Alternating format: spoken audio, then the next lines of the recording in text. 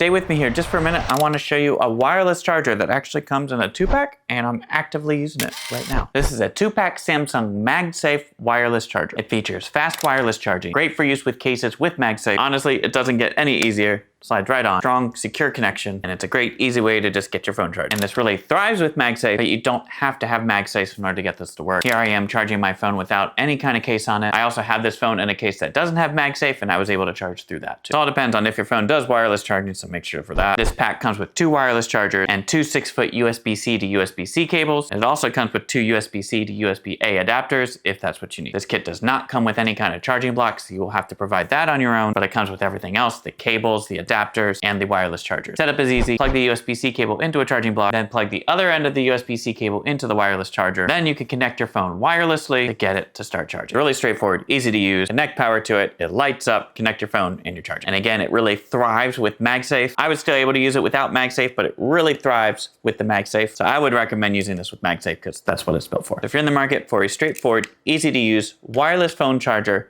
best used with MagSafe, so you can just stick your phone on and start charging, maybe this is for you.